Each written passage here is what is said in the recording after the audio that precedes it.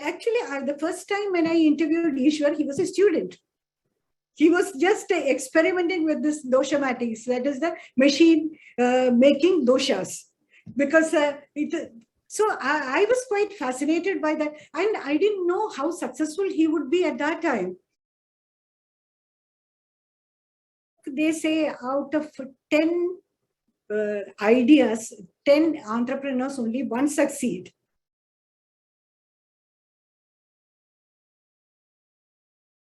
Namaste, bonjour, shalom. Welcome to our interview today with Ms. Shobha Warrier, author of Dreamchasers, entrepreneurs from south of the Vindhyas. Ms. Warrior is a graduate of the University of Kerala in India and has worked as a journalist for 40 years. Currently, she is Senior Editorial Director at Rediff.com, having been associated with the company since its inception in 1996. So that's more than 26 years. She has written several notable books. I encourage you to check out her books on Amazon and any other online site where they're available. Today, we are here to talk about her excellent book on entrepreneurs from Southern India.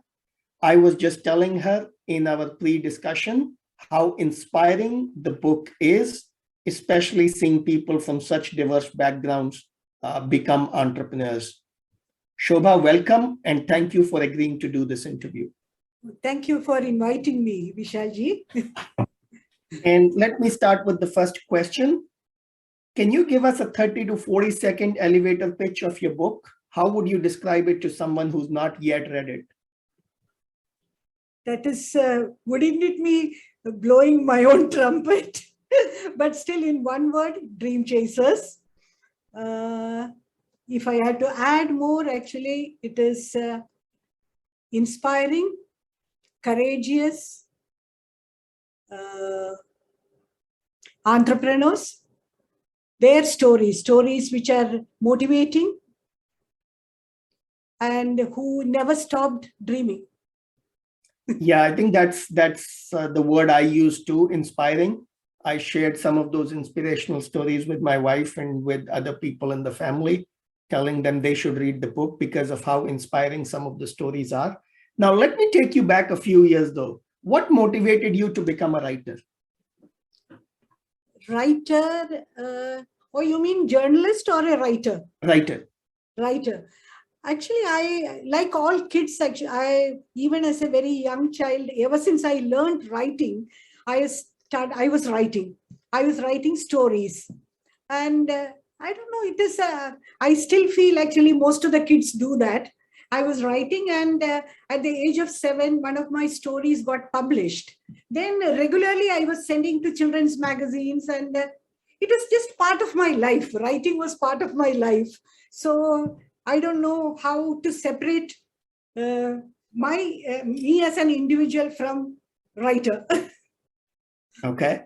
So, which brings me to the next question, which is, tell us how life was for you growing up. Your parents must have been sort of encouraging of you writing from a young age. So tell us about family life. What did your father do? What did your mother do? How did they encourage you, raise you? My father was an engineer. He worked with Kerala State Electricity Board. My mother was at home. Maybe, I don't know whether there's anything really encouraging. They just let me write. Because my father's family and my mother's family also, my mother's uncle, he was an author. He was a college professor. He had written books. Maybe they must have felt that, okay, this girl also is just writing. It is, nobody discouraged me. I don't know whether they encouraged, but nothing. It is just, I just went on writing. I myself sent stories to this children's magazines. And later on, I graduated to, and that is the normal magazines.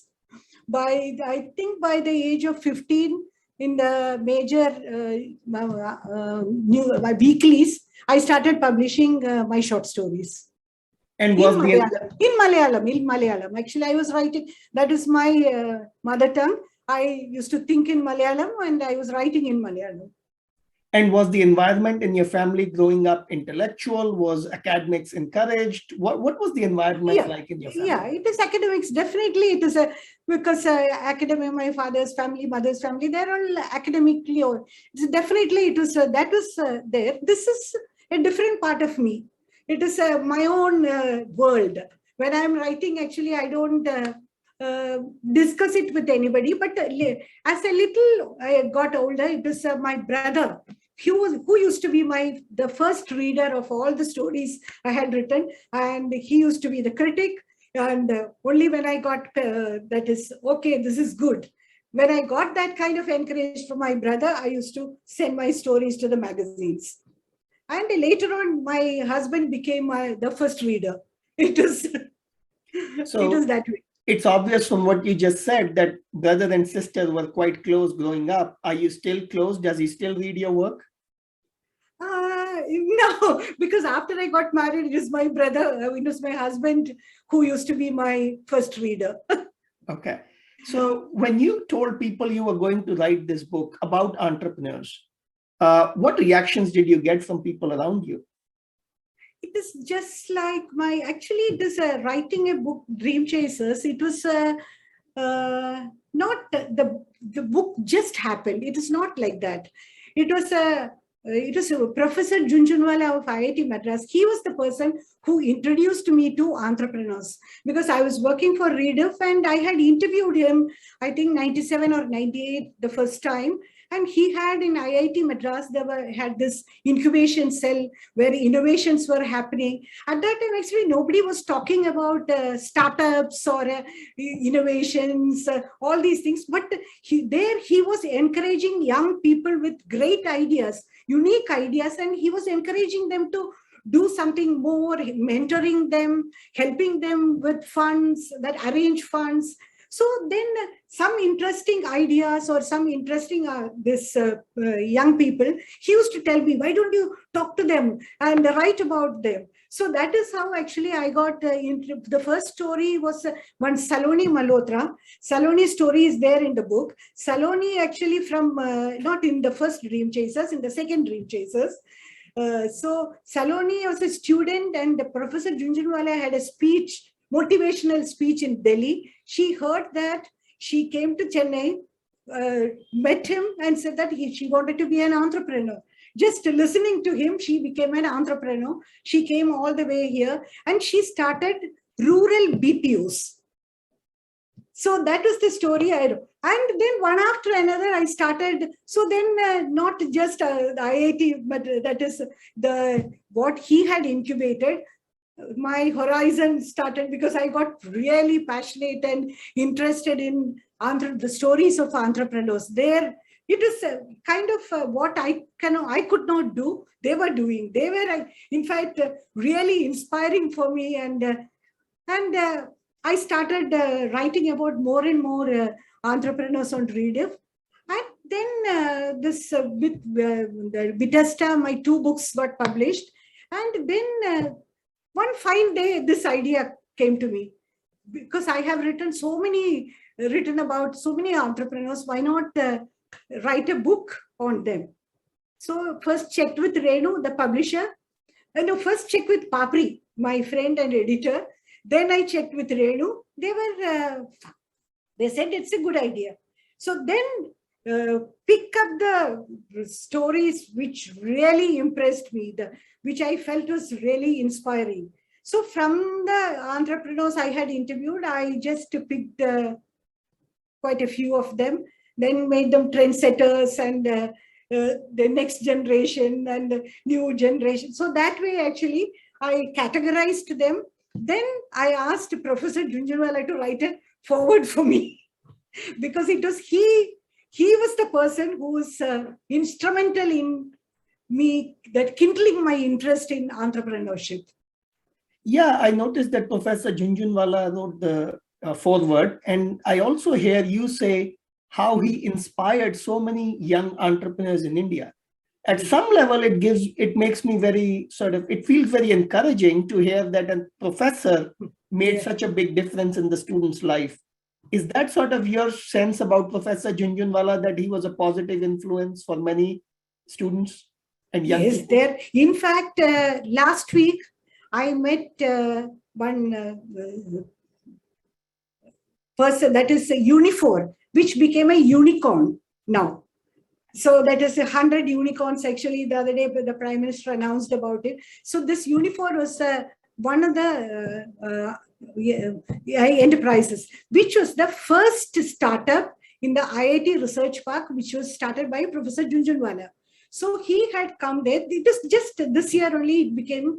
So he was telling me, both of them. In fact, I interviewed both of them together.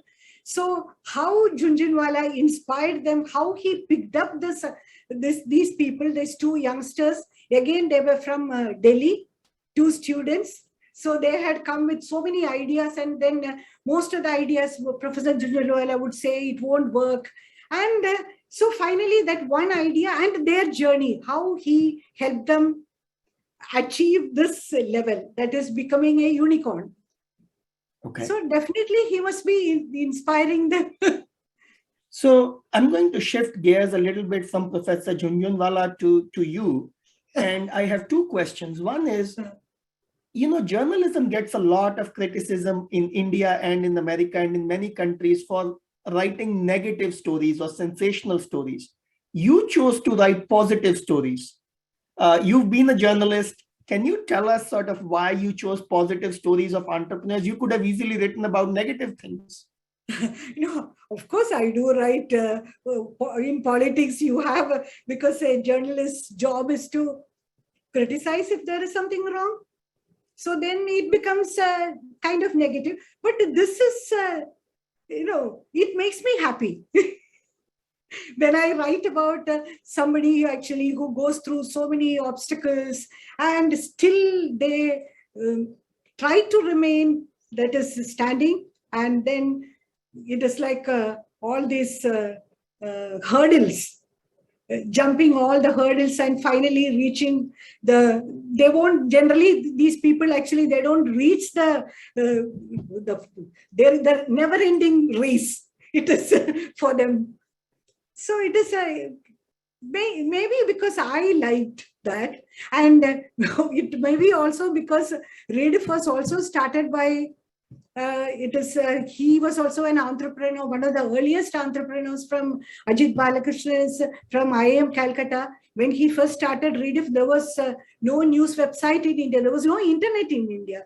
In those days, I had to explain to people what internet was when I went to interview them, where this story is going to come. So what is that? So he was also and then only then actually, after I started writing about entrepreneurs only, I came to know what Ajit Balakrishnan has done.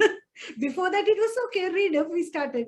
So yeah, what you describe, I think, is true for many people. They don't think about entrepreneurs until sort of there is some incident that happens that gets them to think, oh, yes, these are all the hurdles entrepreneurs have to cross, and this is the entrepreneurial journey. So tell me about the hurdles you had to cross in sort of writing this book. Any hurdles? No, not as such. It was that is a boring answer, but still not. I didn't have to face any hurdle. It was because I had already, I made a list because I had interviewed so many of them. Then, but those stories were not really big. So I had to, this is kind of a life story from the beginning till where they have reached. So it was, no, not many. Well, that's good to hear, right? I mean, we hear so much about hurdles people have to face. So it's good to hear that you had no hurdles that you faced. So I had a good publisher also who was ready. She was also an entrepreneur. It was. Yeah, I mean, I'm sure you're talking about Renu, right? And Renu, yes. In my dealings with her, in my conversations with her, I found her to be very committed to publishing good books and very devoted to sort of publishing. Right. So, So let's talk about a couple of entrepreneurs you discussed in the book. One is Dilip Kapoor. He returned from the US and started a business in India in leather, right? What do you think? What did you think of his story when you learned about it? And what do you think young people can learn from him? It is, no, his, the target he had. But his life, that was so different. He became an entrepreneur in the 1970s. He went in the night because the youngsters today, what he had to face and what he went through must be totally different. That kind of experiences today's entrepreneurs, I don't think they will face. It is, but that is why his story is very important. A person who, when there was no communication at that time, when you in the 60s, those who, there was no internet, so once in a while you make a telephone call to India. So he went at the age of 15, and then he came back, and a person who had done his PhD in international relations became an entrepreneur, and that too making bags, leather bags, who was very environmentally conscious too. Right. So in that case, let's talk about another entrepreneur who's sort of more contemporary, Ishwar. Right. He's an engineering student who, from the story, it doesn't seem like he went to any of the top engineering colleges, but he started his business as an engineering student and then went on to start another business. Tell us a little bit about him. Yeah. Ishwar, actually, the first time when I interviewed Ishwar, he was a student. He was just experimenting with this doshamatics, that is the machine making doshas. Because so I was quite fascinated by that. And I didn't know how successful he would be at that time. Because he was just a student, and then later on, once he started, he went from Chennai. He was studying student in Chennai.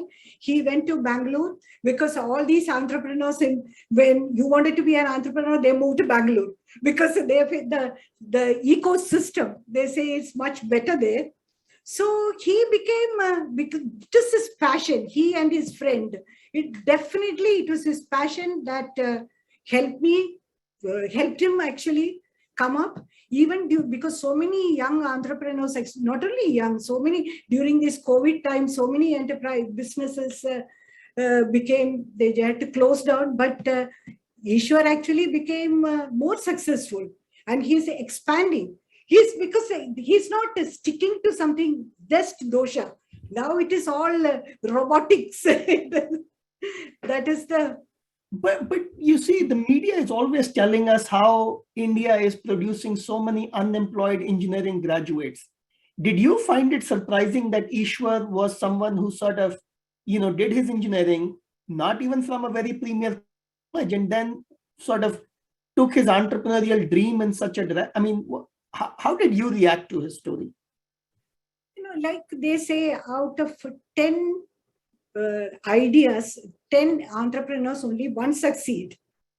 So it is there is unemployment. Definitely there is unemployment, but the kind of passion actually a person like Ishwar has, not everybody will have, and not everybody will be able to sustain their passion. Because once you wear, because even this Unifor, actually he was telling me that so many times actually the Ishwar himself told me, sometimes actually why are we doing it? Should we just end this? So there are moments, so many such moments in all the entrepreneurs' lives.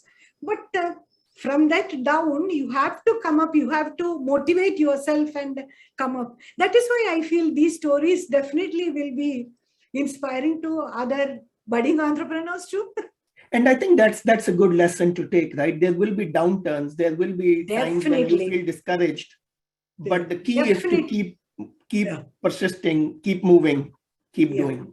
Is that sort of what you took away too?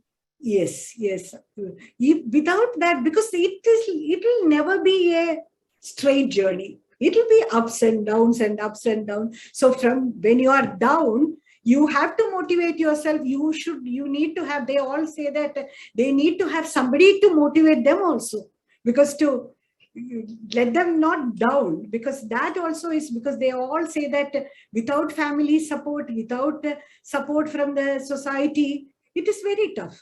It is not a one man's journey. Right. And yet, with people like Ishwar, it's not like they came from very rich families, right? I mean, these were typical middle class families. Yeah, father was a banker.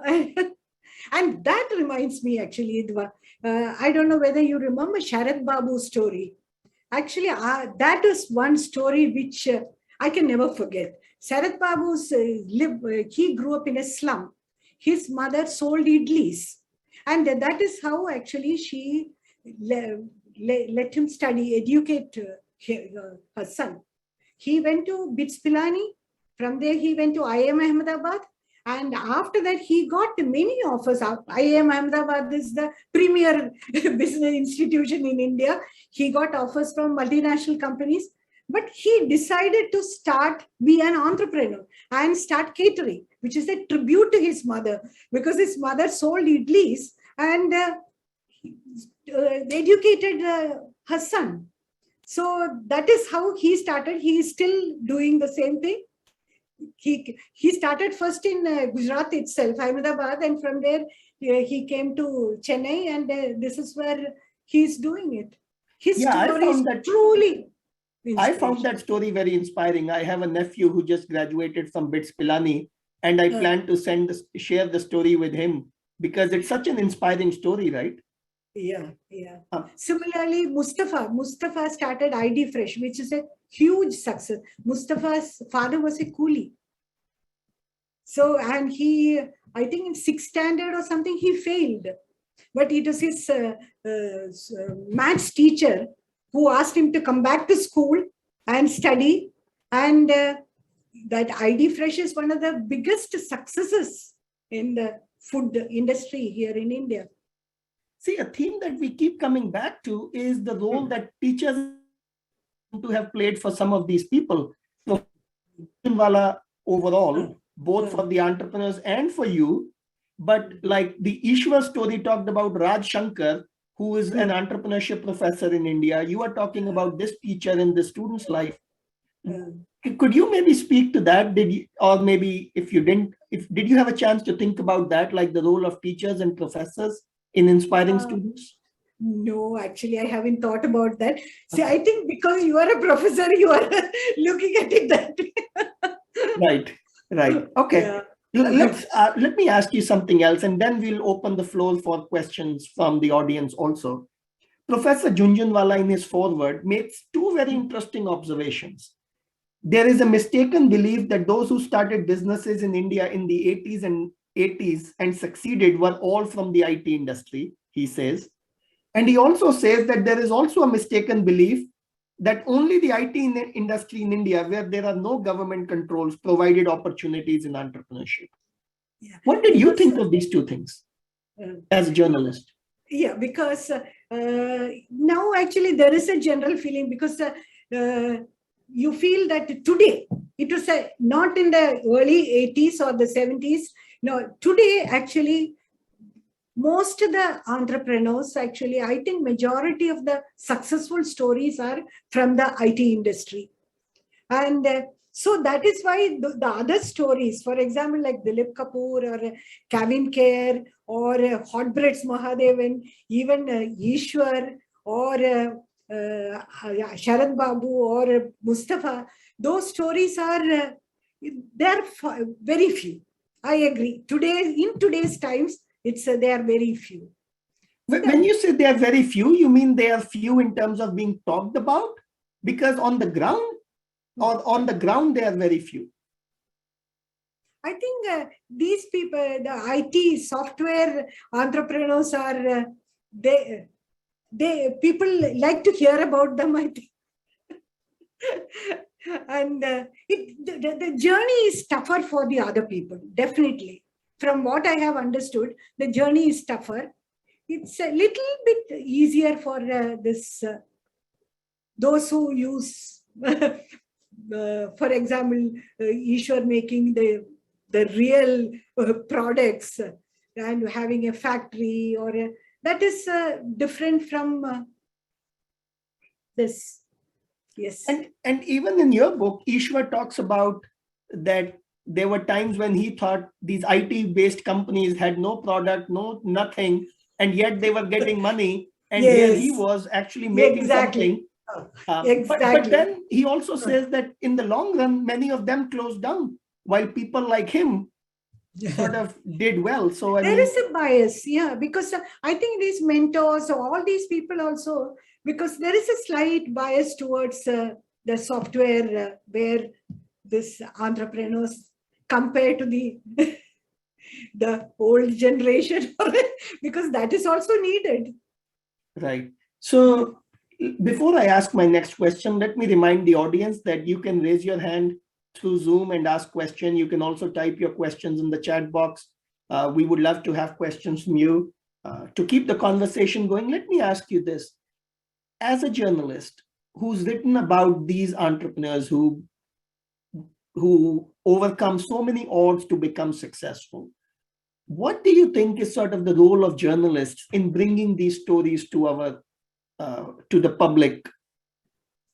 Definitely, they should. I think there should be a big role, because unless they are written about, unless you motivate youngsters to come up, because that is very essential for new entrepreneurs, new ideas, all that. Yes, it is Okay. a duty of journalism. That's good to hear. And we have a question from Maya. So Maya, you want to uh, turn your video on and ask your question? Maya is my grandchild. Oh, I see. Well, Maya, welcome. She's in. Hello. My question is, what were the ups and downs of writing the Dream Chaser collection? Very good question, Maya. Ups and downs.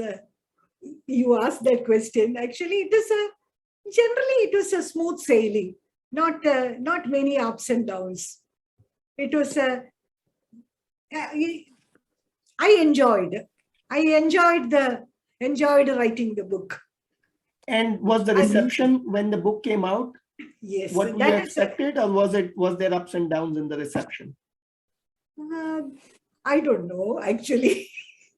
But what I enjoyed was like a friend of mine telling me that she has been gifting this book to so many youngsters because she felt it is very inspiring. She wanted other youngsters also feel that this is how hardworking people with ideas, that this is how they function. So that is actually, I felt so happy somebody is doing that.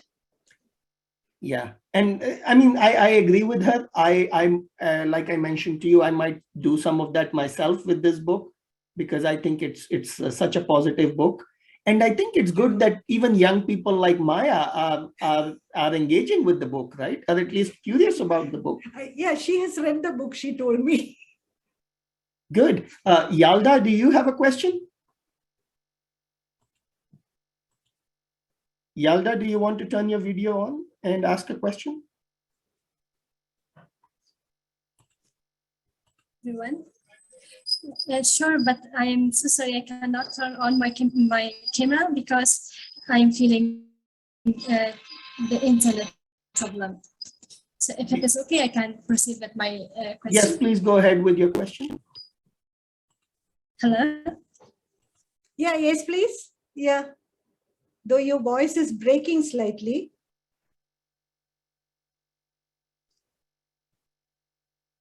Hello. I think we might have lost her. Let me let me ask the next question then. Entrepreneurship is of attention, right? Not only in India, but also in countries around the world, right? US, Europe, Middle East. Based on what you learned from researching this book, what do you think entrepreneurs in other countries can learn from reading the stories of successful entrepreneurs from south of India?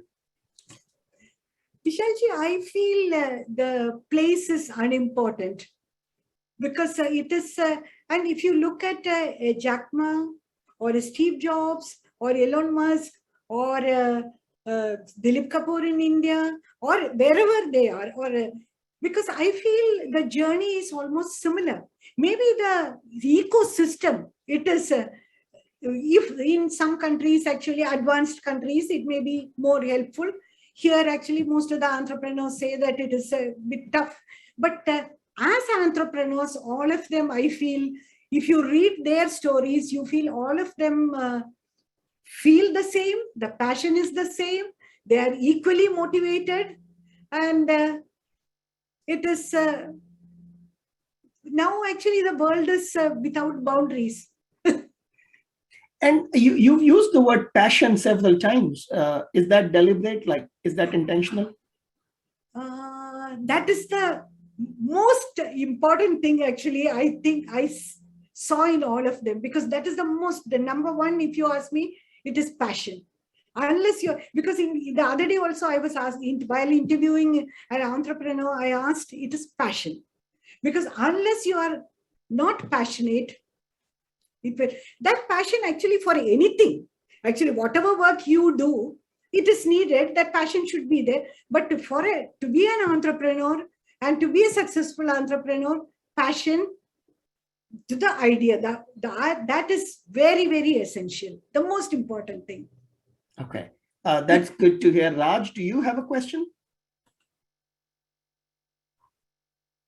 Yeah. Can you turn on your video? Yeah, Thank please you. go ahead. Yeah, good. So, Shobhaji, my question is, when you interviewed, when you were writing the stories about these entrepreneurs, could you get some common thread among by and large all the kind of obstacles they faced, and obstacles in terms of entrepreneurial ecosystem or support system? Because passion is right, that is individual level factors, that is, yes, that is correct. But could you find something, yes, by and large, say, good number of them they faced and they were able to manage it, so that we can take that thread further and understand and explore it further? Yeah, about in India, actually, for example, a young person like Ishwar had told me earlier itself, they talk about ease of doing business. But that ease of doing business is still not there. That is what I understood from interviewing most of these entrepreneurs. Because if you can make that easier for them to pursue further and succeed, it will be easier.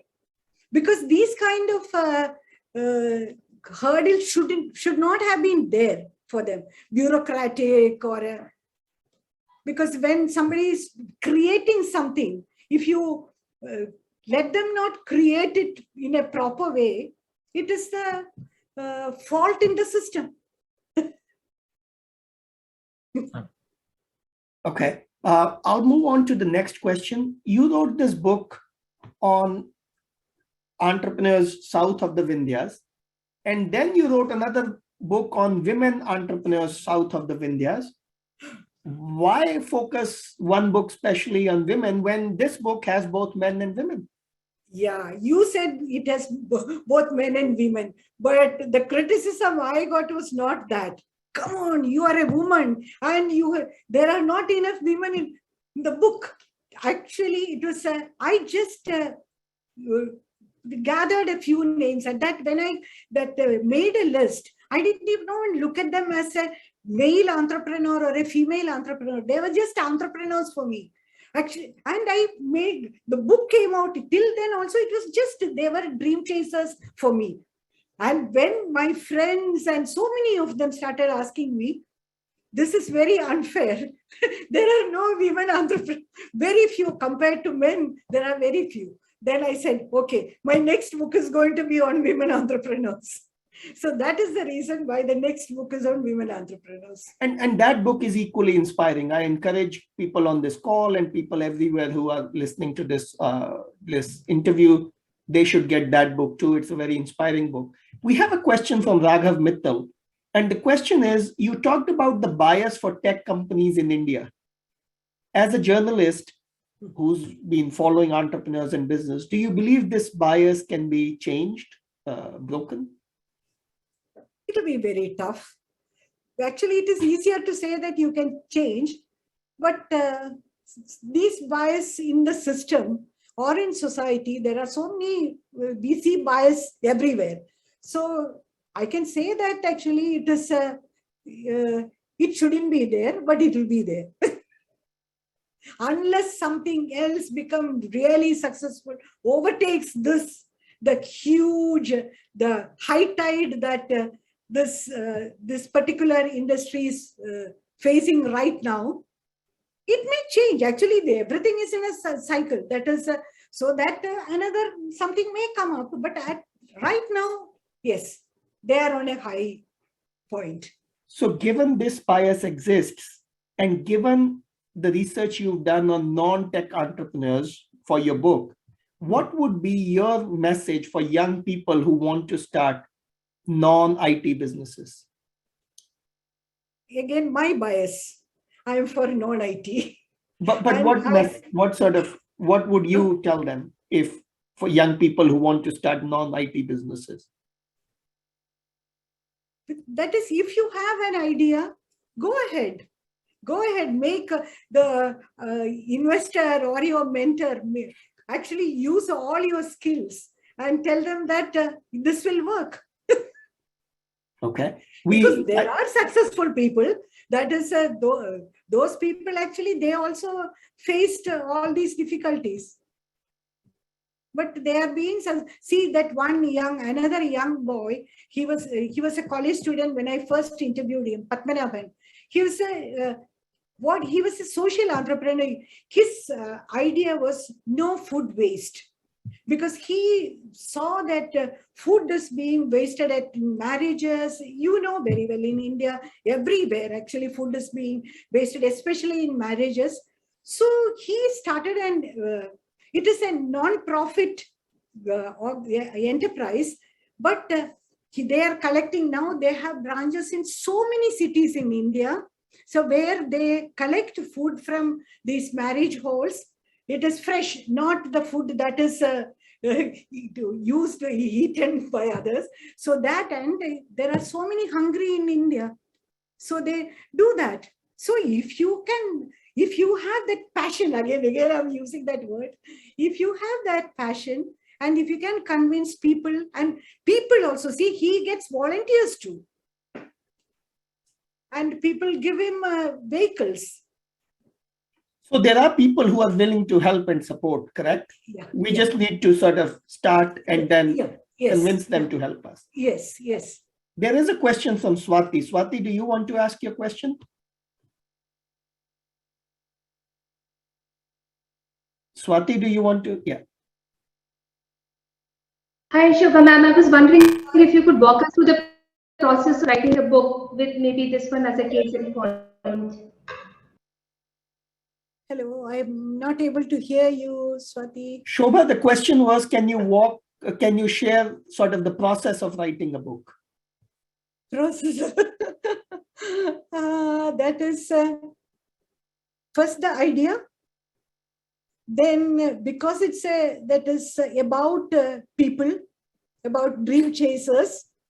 So I made a list of people whom I want to include in my book. Then I categorized them, the senior people, that is the trendsetters, like those who started in the 70s, 80s, and that way, and then write their stories, interview them, write their stories. That is always I plan the entire book in my head first, how it is going to be. And then the writing process starts only later. And how long does it take to write a book like this? No, it depends actually. This, I think, with my work and this, all that, I think within a year, everything, the book came out. Okay. Yalda, do you want to ask your question this time? I'm so sorry for the last time I faced internet problem. Hello to everyone. Hello, ma'am. This is Yalda Azami from Afghanistan. My question is, how you made selection between the stories? Did you interview any entrepreneur that later on you didn't feel like publishing the story? And how did you approach them? Like I'm planning to write a book and it is about the personal stories, but when I'm approaching the people, I'm not finding them very much welcoming. So if you can share with me some tips. And the last question, how can I get in touch with you if I want to ask any questions? Is it possible? Vishalji, I couldn't hear it properly. So there are 3 questions there. I see. First Okay. is, are there any entrepreneurs you interviewed that did not make it to the book? Second is, so many of them. I had interviewed so many of them for Rediff. So from that, actually, I picked these people. and the second question was, when you approach people, were there people who turned you down? Because she says many people may not be willing to share their stories. No, that problem actually did not come in the sense that I wanted to include the people whom I have already interviewed for Rediff, but in an elaborate fashion, detailed way. So it was fine actually. Those whom I had selected, they all agreed. But were there people you reached out to interview for Rediff who said no? Oh, that will be there. Oh, of course. Definitely. Oh, some people are not approachable. Some people, they don't like to interview. Mainly, actually, these people, if they are approachable, that is the problem, actually. If you have the hurdles of secretary and most of the time, actually, you can't tell the person directly that I want to interview you, I want to write about you. So if he doesn't get that question itself, then that so many are there. So a budding author should not be discouraged by not being able to interview some people for their book, correct? That's sort of the message. There will always be some people you will not be able to interview. Yes. Okay. There will be many people. And Yalda's third question was, at the back of the book, you give your email address. Is it okay if she reaches out to you with questions? Oh, of course, sure. Perfect. Thank you. Maya, did you have another question? Yes. My question was, if you had not been an author, a journalist, what do you think you would have been? I don't think there was no other option, Maya. I started writing when I was as old as you. So it is, I don't think I would have been anybody else. Great. Thank you. Ashwini has a question. Ashwini, go ahead.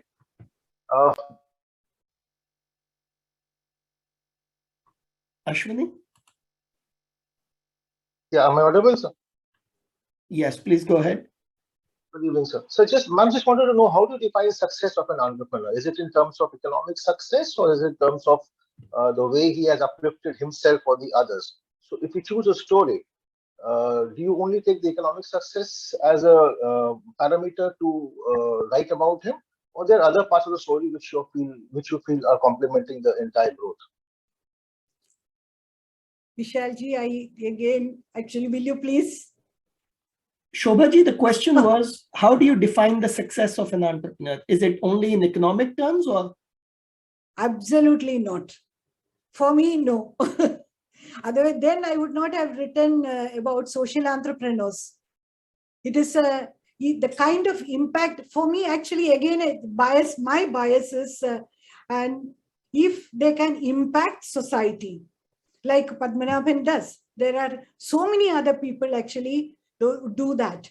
So I feel they are more successful, not the people who make lots of money, who become billionaires or millionaires, or no. For me, no. Personal. That is just my personal opinion. Okay. Mubarak, do you have a question? Respected madam, thanks for your invaluable insights. Extending my sincere thanks to organizers for this opportunity. My question is, what story from a book, a movie, an article, a conversation that you have been gripped by recently, why did it capture you? My second question, what do you want to be remembered for that you have not been done yet? And thanks for the opportunity.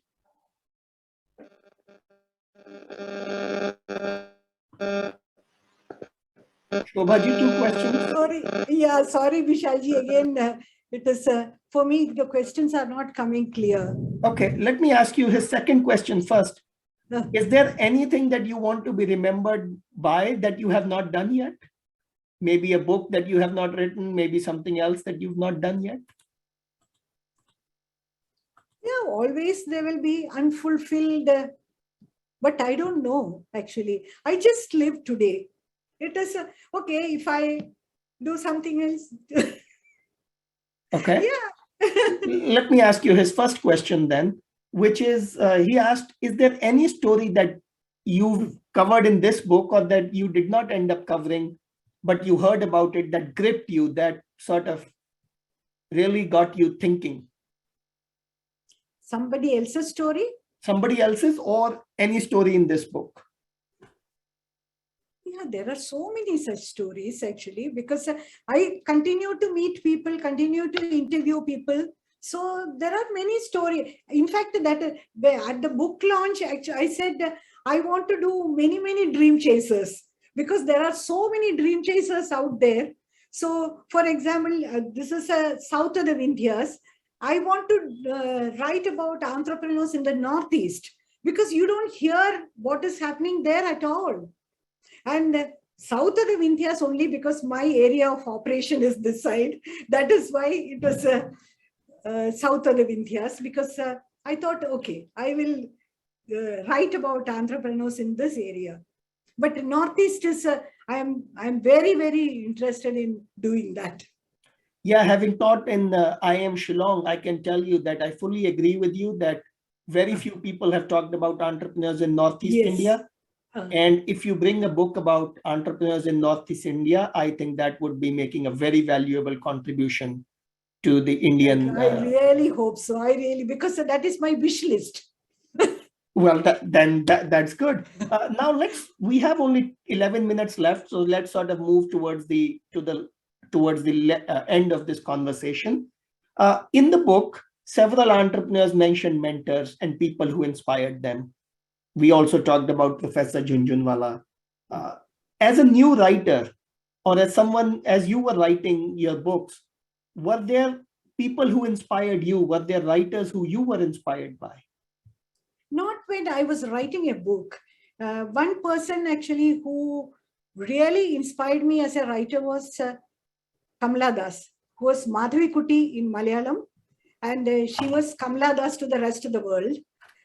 Because my journalistic career actually in the beginning, the first question answer interview was with Kamala Das, and somehow it clicked, and she took me under her wings, and she used to call me to her place in Trivandrum. She said, the table, you sit there, Shobha, you write, and I'll sit and write. Those were magical moments for me. It is not that I wrote anything. I cannot write that way because it is a very lonely process for me. Like nobody else will be there. But that was magical for me, sitting with Kamala Das and writing something on the same table. Yes, she was the true creative person. She was eccentric. She was creative. Everything about her she's full of creativity. I'm embarrassed to admit that I have not read any of her work. Can you tell us about maybe one of her books that we should all read? Yeah, there. I think your other people might definitely know. Kamala Das actually, to the world, she is known as a poet mainly, but she wrote short stories in Malayalam under the name Madhavi Kuti. Okay. So there are so many Kamala Das, so many books out there. And what books are you reading these days? Actually, now I am into Scandinavian thrillers. It is Swedish, Norwegian, Icelandic. That is what I'm exploring right now. But the Indian authors, actually, if you ask me, I grew up reading M.T. Vasudevan Nair. That is, other than Madhavi Kuti was whom I really admired, but M.T. was the person, with Jnanapida Award winner, person actually who he was part of my growing up years. So MT's books also, actually, if there are so many translations out there in India, MT was there in those books. Okay. O.B. Vijayan. So two questions. Were MT Vasudevan books like in the house that you had easy access to them? Yeah, there were, because my mother also used to read a lot. And I used to get books from all over. That is from the library, from everywhere. That was never a problem for me to get books to read.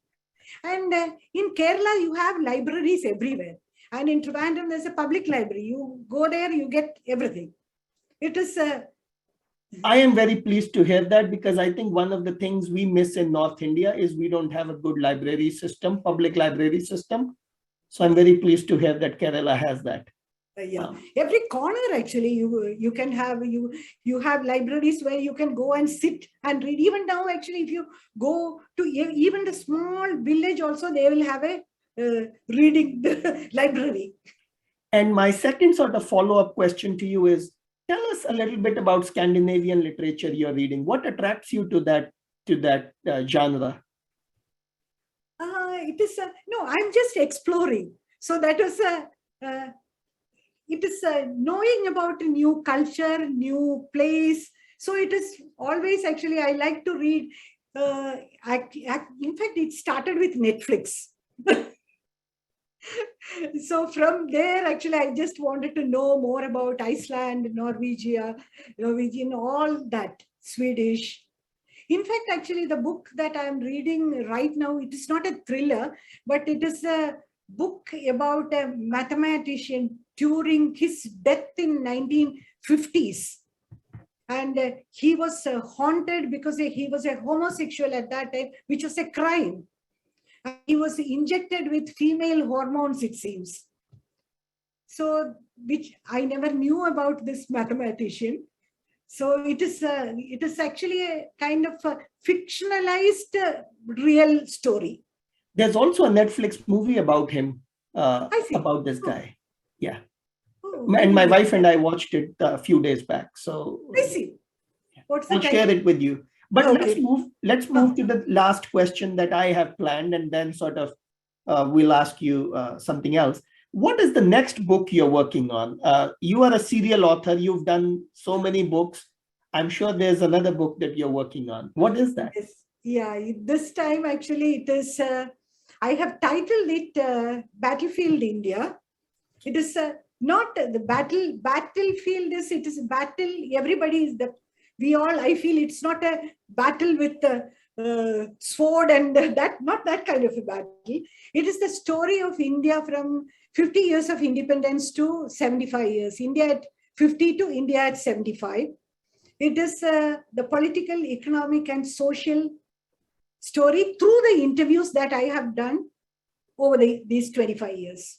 And is the book going to be as uplifting and inspiring as this book, or is it going to be the opposite? There are, actually, because especially the first part, the starts with an interview with R. Venkataraman, former president, and then C. Subramaniam. He speaks about, he was the first stages, actually, we are talking about the Indian independence period, 1947.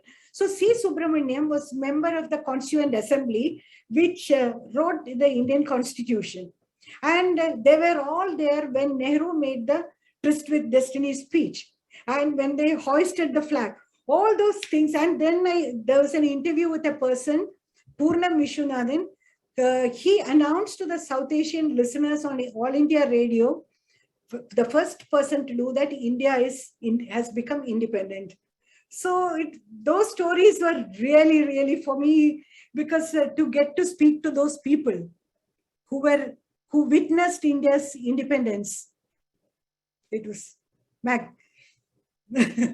And what's one takeaway you got from sort of speaking to them? I mean, not many of us are going to have the opportunity to speak to people who were present at India's independence, and not only present, but actually were playing an influential role sort of in there, right? So what is one takeaway you got from speaking to those people? One or two takeaways?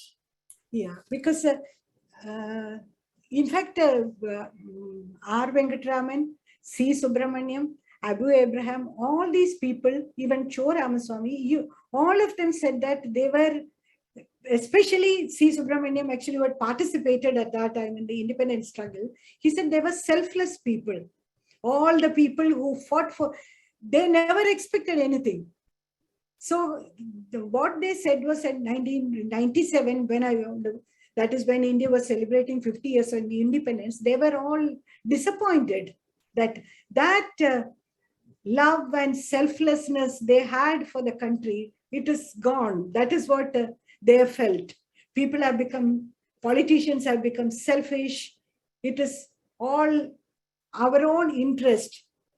Those people actually, they thought of the country first and left everything for that, for a goal. So what would be your message to young people based on these interviews you've done? My message? Based on these interviews, like, you're talking to people who are sort of, up there, right? I mean, like really, really sort of successful people who played such an important role in India's independence. In fact, actually, instead of me saying, what C. Subramaniam told me was, now the country is in your hands. It is your duty to take the country forward. It is make it a better country, or then it is your duty. The country will be what you make it. And I think that's a very positive message. I hope the young people on this call, and even sort of older people like ourselves, learn from that message. When can we expect the book to come out, and what is it titled? Yeah, I have titled it Battlefield India, 25 years of politics and economics. It is not just politics and social also, because those who have contributed socially, that is in the social development of India also, those interviews are also there. So for example, actually I end the book, I wanted to end it on a positive note because I'm basically a positive person. It's a person, actually, he built more than 100 mosques and quite a few churches and a temple. He's a Hindu in Kerala. So when people are divided on religious lines, here is a person who is doing something. Again, it is a kind of selfless. He did that. And when can we expect the book to come out? I hope soon. I think Renu is the person who... I think quite soon, because now India at 75, so it is till then, India at 52, India at 75. I think quite soon. Great. On that note, let me say thank you very much. I learned a lot talking to you, and I am pretty sure that our audience also learned very much listening to you today. One of the comments in the chat box is, what an inspiring story. Thanks for sharing. And I think that's sort of the general sentiment, at least from my perspective. For Thank you, Vishalji. You had all very kind and very lovely words. Thank you so much. Thank you everyone for attending. Until next time, bye-bye. Bye-bye. Good night. Bye. Thank you.